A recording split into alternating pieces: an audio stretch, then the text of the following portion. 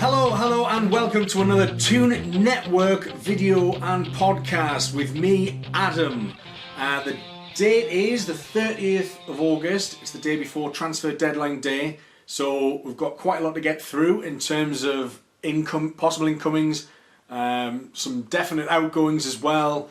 And we're going to look back at the West Ham game and all the paper talk regarding our manager, Rafa Benitez. First things first, the big news story in the last couple of days has been a Mr. Dwight Gayle is potentially up for sale at Newcastle United. It looks like we're going to be looking for about 18 to 20 million for him. It's been reported this morning that Fulham have tabled a bid of around 15 million for Dwight Gayle. I think Newcastle are probably going to hold out for closer to 20 million. If you remember Newcastle's pursuit of Tom Kearney once upon a time, they were slapping 20 million, 25 million pound price figures on there. You wouldn't be very surprised if Newcastle played the same game back.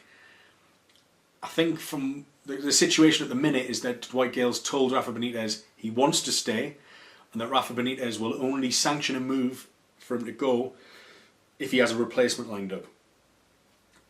So the situation is quite weird because in the first couple of games of the season, Dwight Gayle, for me, he looked a bit out of his depth. He didn't have a first touch, he couldn't hold the ball up. And I know his game isn't really holding the ball up, it's more playing off the shoulder of the last man, and that kind of relies on, pinpoint passing of someone like Jonjo Shelvey, who obviously hasn't played since the second half of the Spurs game this season. But for me, he seemed well off the pace and out of sync with the rest of his teammates. Now, I think Louise Taylor from The Guardian seemed to suggest that Rafa Benitez hasn't really been happy with his attitude this summer. Now, I read the article and there didn't seem to be anything concrete to suggest that that was the case. I think it's more of the fact that Joselu's come in, made a real impact in his sub-appearance and his start on Saturday against West Ham, and maybe he's thinking tactically, is Dwight Gayle the kind of player that he wants? Joselu's probably more of an all-rounder, a more complete striker. He is a bit more mobile than Mitrovic, but he has that aerial prowess as well that Gayle certainly doesn't have. And even in the Championship last year, Gayle was excellent. Of course, he scored far many goals than I expected him to, but I saw him get bullied by larger defenders quite a lot. I particularly remember the Wolves game at St James's, and he was just getting bounced around by the back two. And does Rafa Benitez think that for all of Mitrovic's issues with his temperament, and that elbow was ridiculous, by the way, really stupid, as stupid as the Shelvey one, really let the club down, and it was so unnecessary, like the Shelvey one. There seems to be a real discipline issue there, yet they both have talent in their own right. But with a 3-match ban for Mitrovic, even despite that and his temperament, he scored 2 in a week. Now, does Rafa Benitez think Mitrovic is more of a Premier League option than Gayle? He has the strength for the Premier League, and he's netted 2 goals in a week. He probably didn't, he's done more than that 20 minutes on Saturday against West Ham than Gayle's probably managed sort of in his first 2 games as well in the Premier League. So look, he'd be a great signing for any Championship team, as we all know, because his goals helped us win the league. Of course they did. But I wonder, and there's been a few whispers that I've read on social media as well, about this recurring hamstring injury. Now, we remember around Christmas time, January, after the new year, Dwight Gayle got that injury, and he sort of was never the same since. Yes, he scored goals, but he never got a consistent run in the team. I think we kept bringing him back a little too early, in my own opinion. And I remember him coming on in a big game, possibly was it Leeds maybe, or it was a big game anyway, and it was his first game back, and he had to go off quite shortly after. I think after about half an hour, maybe it was Villa, I don't know. And he had to go off after about after about half an hour because it's this recurring hamstring injury. So maybe the club are thinking, is he nailed on to get injured again? And for such an important player, if we did sell him, would that raise funds to get somebody even better on loan perhaps? Now, the Lucas Perez situation seems to be, and the latest that I've read today, just now, is that it sounds like he's hell-bent on going back to Spain, which is fair enough. That's completely out of our hands. That's a geographical issue. It seems like they're going to loan him and then with an obligation to buy next summer. Now that sounds like the exact deal that we wanted to do because we couldn't fork out the 13 million or so a couple of weeks ago. Obviously we don't know what's been going on. If Lucas Perez has tasked his agent with getting him back to Spain, back and going to Deportivo, there's very little we can do unless the Deportivo thing completely collapses and we're waiting in the wings. But it's all brinkmanship when it comes to transfer deadline day. Everything's done at the last minute. There'll be a lot of panicking over the next sort of 48 hours as well. So that's going to be really, really interesting to see what happens. Possible loan options, if Perez isn't going to be available, and if that's kind of him going to Deportivo and that's it, are Divock Origi from Liverpool, the Belgian forward. Now he's a player I really like actually. He's very much a complete striker. He has pace, he has strength, and he's a good finisher. He's fallen sort of victim to the fact that Klopp, I think he was signed by Liverpool the year before Klopp arrived, but they signed him sort of a year early. He stayed at his parent club beyond that, and then he sort of signed for Liverpool shortly afterwards. He's never really been given a proper run of the team, and look, Klopp obviously prefers this false nine setup where he has pacey wingers and it's kind of a bit more interchangeable. Firmino has been exceptional over the last season and a bit in terms of goals and assists, so that's working for him, and Origi isn't going to get a look in, and he's been bringing Sturridge off the bench more recently, and Sturridge scored against Arsenal at the weekend as well, so you wonder whether that's going to be Sturridge's role if Sturridge hasn't got the fitness to maybe start every game, but he can come on and he knows he still knows where the goal is. Origi is going to have a lot of competition from clubs on the continent and in the Premier League probably as well. But what they have seemed to say, Liverpool, is that they want him to go somewhere on loan for the year where he is guaranteed game time. He would be absolutely guaranteed game time at Newcastle United. He would be the standout centre forward, even ahead of Joselu, despite his impressive start. He's a massive talent. And the same goes for Michy Batshuayi as well from Chelsea. Very similar. I think they're both excellent finishers. Batshuayi they've both got a point to prove as well. And if Llorente goes to Chelsea, for example, then again his options are going to be limited. He's going to be third choice as well at his club. And this harks back to an article I wrote earlier in the summer where we should be making full use of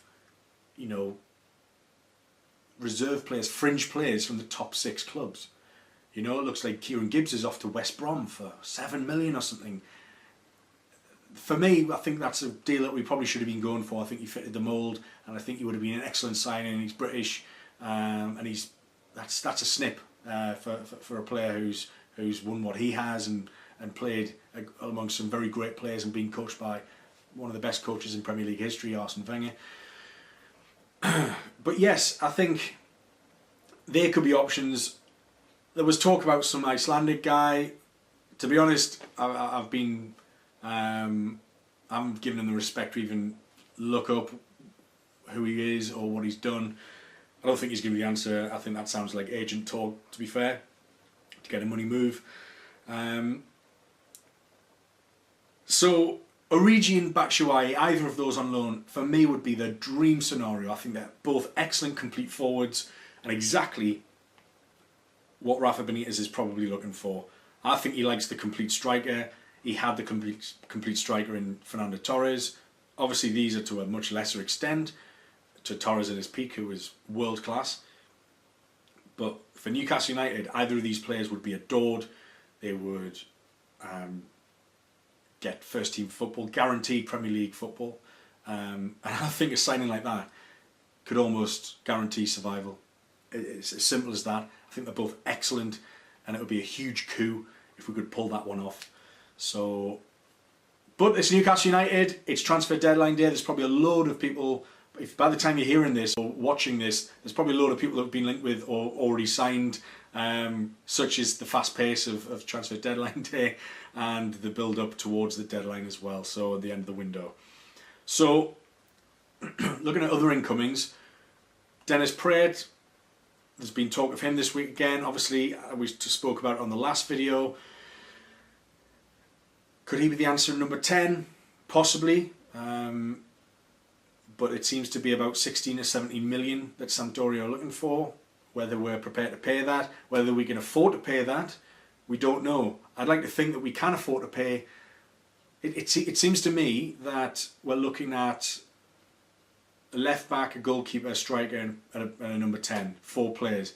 I don't think we'll get all those 4 players. Not a chance. We've got, it looks like the Kennedy deal, which would be a loan deal, I believe, possibly might be again like the Marino deal, a loan to buy, with an obligation to buy. But it seems like the Kennedy deal is going to hinge on who Chelsea bring in. Now, they obviously had a bid accepted for Alex Oxlade-Chamberlain this week, but Oxlade-Chamberlain seems to have been seems to be holding out for a move to Liverpool, who have yet to bid at the time of recording. So it's all a bit complicated. He might have to go to Chelsea if he's got nowhere else to go. I can't imagine he would be able to go back to Arsenal, having wanted a desire to leave. I don't know. It seems to be falling apart a bit at Arsenal. Sanchez going, etc. I don't know. It's difficult to determine. I think if Oxlade-Chamberlain definitely goes to Chelsea, which might not be the case now, I think that would allow Chelsea to release Kennedy and let him come to us. Certainly been in the mix for him. I know Benitez has spoken to Conte directly about Kennedy and his availability. He had some racist misdemeanors during the summer, which isn't great, of course. So if we were to go for him, I trust Rafa's judgment, but for me, he'll have to prove himself a lot that he's worth that, because what we don't want is players, and again, same kind of goes for John Joe Shelby as well. We don't want any players who behave in that way or speak in that way. I think it's okay to even suggest jokes or racist overtures. I don't like it at all. I don't want it in Newcastle United. It's not required at the club. It's not something that should ever be tolerated. So I hope they've had a sit down with the lad if we do bring him in, and check that everyone's on the right page and that we can move forward and then he can learn from his mistakes. So that would be Kennedy, who could play, presumably coming in as a left back, but I know he could be a wing option as well. He would be he would provide some competition for Paul Dummett, who seems to be out until November now, which is a huge shame. But I think it's, in a good way, it's probably escalated the need for a first choice left back, which we haven't signed probably since Jose Enrique. So if we don't get Kennedy, then we've been looking at an Argentinian left back, Tagliafico, who's won caps for Argentina. I think he would be available for around 4 or 5 million. Again, a bargain price. I couldn't tell you anything about him, but if he's made the national team of Argentina, he can't be terrible. There must be something about him. But either way, it provides steady competition for Paul Dummett, and it'll push Paul Dummett to become better and stronger and more, more well-rounded Premier League standard left back, which I hope he can become. I don't think he's quite there yet. I'm gutted for his injury, but I think he'll come back stronger, and with the right support and the right tutelage under Rafa Benitez, I think he could get there, and I think it will provide some good balance to have another left-sided player in the squad who can play a left back. So that seems to be it in terms of possible incomings, although there could be so many surprises that come out of maybe this afternoon. Time of recording is about 2:10 on 30th of August, so anything after now, I didn't know about it, guys. Don't shoot the messenger, right? I cannot see into the future. Unfortunately, time is linear. I keep mentioning this. So, outgoings. It's been a good week.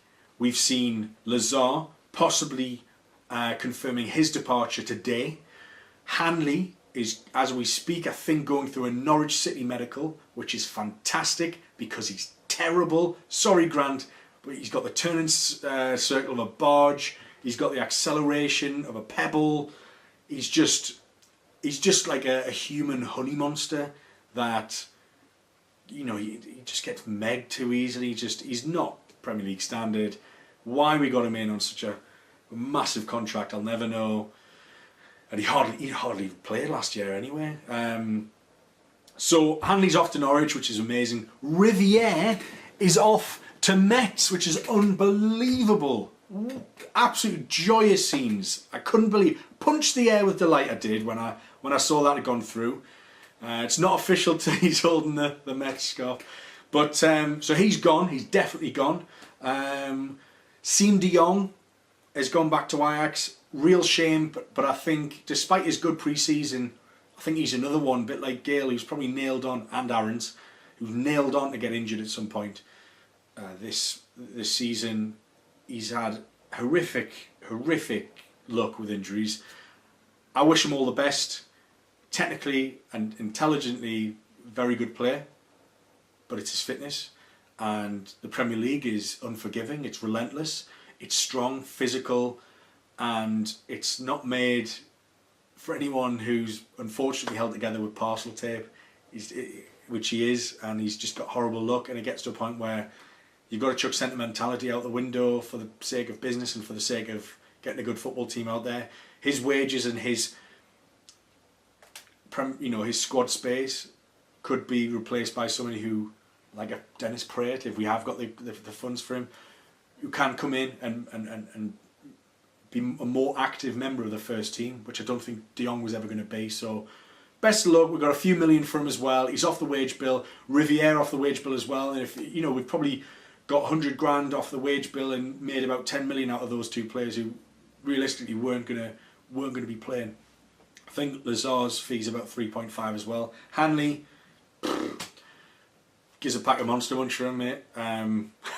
Just get him out. He's probably not on a massive wage bill either, but it's just space in the squad, and we get shot. I think Mbemba's really proven himself. We'll talk about the West Ham game in a little bit. Cole back to Hull has been a rumour this week or the last couple of days. Obviously, he was told by Rafa a couple of weeks ago that he will not be needed, surplus to requirements. And the latest today is that Wolves are in talks with him. Obviously, if he went to Hull, it would almost be a kind of like-for-like replacement for Sam Klukas, who went to Swansea. Pretty much look the same, don't they? Is that sort of being a bit gingist? Yep. Unapologetic. So, it looks like Colback's going to be dropping down. I think he'd be a good servant for a Championship side. I think for us, he didn't really fit, and I just didn't like his quality. He gave us all. You can never criticise him that or throw that at him. But for me, nah, not the quality that we need. And if it's going to free up space to bring in more quality, see ya, Jack. So that's it in terms of kind of outgoings. We've obviously still got Krull, Dollar who could go, Haidara, Henri Save, who he's probably on quite a lot of wages as well. But to be honest, he's probably one of the more talented players, and if he's happy to be in the reserves and come in every now and again. When I've seen him play, he seems to have been alright, It must be, again, a thing that Rafa just doesn't trust him or doesn't like him. And that's fair enough, really, but if he's got a bit more quality than we've got, say, in the under-23s, then let's keep him around and try and sell him in January if that's going to be a possibility. We'll see. But he's certainly one that, if an offer came in that was right, he'd be gone as well. He'd be out the door. So it's been a weird week. Obviously, we had a fantastic performance against West Ham, 3-0 smashing of them, and it looks, by all accounts, we were absolutely worthy of all 3 goals against them. It wasn't a result that flattered us. We controlled. Marino really shining. I know he took some criticism against Huddersfield for him not tracking Moy for his goal, whereas I think Manquillo and Clark probably could have closed down a bit faster as well. Marino seemed to give up, and he got a lot of criticism, probably quite rightly actually. But I saw glimmers in that game of him using his vision, his intelligence, picking a pass, diagonal balls, which we know we've come to mention from we've come to be used to from John Joe Shelvey. And from that game, he seemed to pick the ball up from Kieran Clark quite a lot, coming deep and then spraying the ball about, which is fantastic. Seems to be slotted in right into that Shelvey mould, which is why maybe when Shelvey comes back, if Rafa's going to tolerate him, not sure we've got much choice now, but I wrote an article about pushing Shelvey into number 10, which I keep beating the drum about. That could be an option because Marino is going to be quite difficult to displace after his performance against West Ham. He ran the game, he had vision, he intercepted, and he just progressed the ball. He put us on the front foot, put West Ham on the back foot. Atsu and Richie were a nightmare all game. And Hoselu, he's come in and he was really impressive in the last 20 minutes against Huddersfield when we looked like scoring, most likely to start scoring. He got a few shots away on target. And obviously against West Ham, he opened his account and he was a handful. He's strong, he's mobile still. And he knows where the goal is. He's not frightened to have a shot, and that's the kind of player that we need. Maybe is Gayle a bit too timid? I don't know what it is, but he seemed to be a lot more direct, Hoselu, and I was really impressed by his link-up play as well, the way he brought in our pacey wingers around, so the likes of Perez, Richie and Atsu, and feeding them, but the ability to hold the ball up in the final third, which I don't think we get from Gayle. We get a bit of it from Mitrovic, in fairness, but to hold the ball up and allow play to catch up is how you progress. It's how you make. It's how you gain territory, I guess, if you're looking at a kind of American football, rugby kind of analogies. He was able to do that, and with Marino pushing forward and Hayden alternating, I think the two of them can do a box-to-box job, where one goes, the other stays. And as a partnership, Hayden and Marino, for their youth and inexperience, looked at business, played them off the park, frustrated them. Obviously, we talked about Mitrovic's elbow, which is just ridiculous, really, really stupid. But I thought he took his goal very well, very composed, and the timing of his run was excellent. The flick through from Perez, the through ball was just, the whole thing was just excellently timed. But as highlighted on Match of the Day, it was the high pressing, and we've talked about this before on videos and last season in the Championship.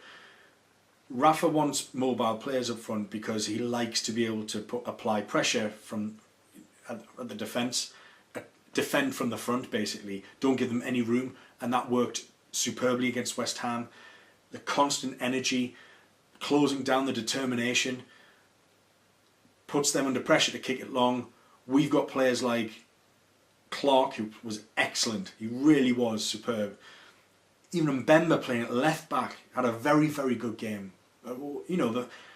The fact there's talk of Mbemba leaving and being sold, I've always said it, I really like Mbemba. He's always impressed me when he plays, so it must be something else that Rafa doesn't like about him. But when he's come in, he has performed, and he did perform in a position that isn't his.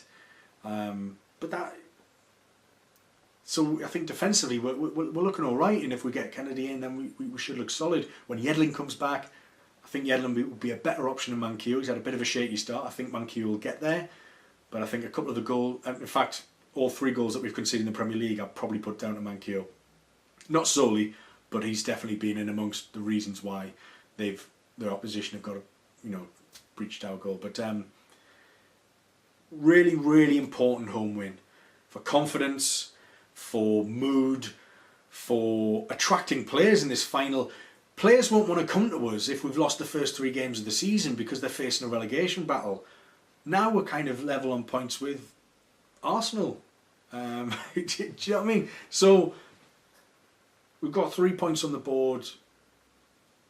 We're probably never going to likely to win the Spurs game, maybe a draw at best. So you're looking at, the Huddersfield was probably winnable. I think 4 points, I think, would have been fair from the opening 3 games that we've played. 4 points. I would have taken 4 points at the start of the season, and we got 3. So that's okay, and that'll help attract players that we're not in the doldrums, that the fans are united, singing loud for Rafa Benitez. And obviously, let's get on to this. So, a lot of talk, and it was Pete Graves from Sky that kind of broke the news that West Ham were looking at Rafa Benitez as an option because Bilic's job was under threat. It's since come about that after talks with Gould and Sullivan, Bilic is likely to stay on for the time being. So there won't be any managerial changes as of yet. And apparently before Benitez went to Real Madrid, he'd all but agreed to go to West Ham before Bilic came in. And West Ham, the club, as Pete Graves describes, there was a kind of gentleman's agreement, and he feels he let them down. And West Ham were honourable and kind of said no Spanish manager or any manager for that matter could ever turn down Real Madrid. Just an incredible job opportunity. So he went there. So there's a suggestion that Rafa might still feel indebted to West Ham. However, I still don't buy this. I don't buy. I know that there's obviously conflicts within Newcastle with the board, and I think it'll be easy to determine mood after the transfer window is shut, because I think depending on the quality that we bring in the next couple of days, that could change everything. It really could. But if Rafa feels let down that we haven't brought in the players that we needed to, that might create a situation in October, November maybe, when if Bilic goes. You've got to believe he's sort of a dead man walking at the minute with the dreaded vote of confidence, and he's still kind of paying his dues from last season as well when they underperformed West Ham. But as Newcastle fans, what we can do is show Rafa Benitez, keep showing him why he should stay. He will not get the passion that Newcastle United give him. The fans at West Ham will not support him in the way that we do, because we've gone through a lot together with Rafa Benitez. He feels the similarities between Newcastle and Liverpool's clubs, the passionate fans, the difficult board structures, and he's political, he's a power player, and the reason he would have been saying what he's saying in the last month or so is because he knows that ultimately the end game is to get good players in and get a squad that's capable of competing in the Premier League, and that we're not just going to be sinking straight back into the Championship, because I think we did that. He'd walk, and we'd be stuck in an awful position with a chairman that doesn't want to be here, and we'd get a second-rate coach in, we'd get another McLaren in, and that would be awful. The mood would just drop. Rafa Benitez is integral, but as I said, as long as Rafa's enjoying his job and his football, which I believe with a few signings and continued support from Newcastle, I don't want to see, as I said in my last video, I don't want to see people criticising Rafa Benitez. That's exactly what Mike Ashley wants you to do. Direct your anger at him. This is all on him. These players that we're trying to shift on massive wages and big, long, year-long deals, like multiple-year deals. These are all failed signings from the Mike Ashley, Graham Carr era. And the 2 relegations are on Mike Ashley. Lack of investment is on Mike Ashley. If he can't afford to give us 20 million to get a couple of players in that we sorely need, don't be a chairman. Get out. Sell it to somebody who lower your price to something more feasible and realistic, and give it to somebody who will bloody try for it, who will be passionate enough, that wants to invest. We don't want daft sums of money. We don't need them. Rafa Benitez has shown some great manoeuvrability in the transfer market. Lejeune, for example, Atsu, good players, under 10 million, So Marino could be the steal of the season for any club. He looks excellent, and he's a possible player to build your team around. So yes, let's be cautious about Rafa Benitez to West Ham, but I think for now we're all right. George Colkin wrote in the Times today how Newcastle are in danger of not utilising Rafa Benitez.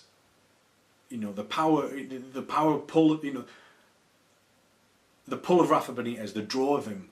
We're not using that. If we're not backing him financially, we're missing out on players that would top quality European players who would love to play for Newcastle United because Rafa Benitez is there. So what we need to do is back him. We just need to back him, keep him happy, and I tell you what, I guarantee that will reflect in positive performances on the pitch as well. Anyway, that's me. It's about 2:30 now. On the 30th of August, if any massive signings come in that I haven't seen, I'm sorry, I cannot see in the future. But let's have another video after the transfer deadline day. Let's assess the squad, and I'll see if the incoming players that we've brought in are good enough, and the squad's good enough as a whole for us to stay up this season. But we'll chat about that later. It's the international break. We've got points on the board. Rafa's still in charge. Anything could happen in the next couple of days. I can't wait. Anyway, thanks very much, everybody. I've been Adam. This has been the Toon Network. Please subscribe to us on YouTube, on iTunes, and we're on SoundCloud as well. Check us out on Facebook and Twitter. It'd be great to hear from you in comments, and share us around if you know anybody else who's a Newcastle fan who thinks that you think would like these videos as well. Anyway, thanks very much. I've been Adam. Bye-bye.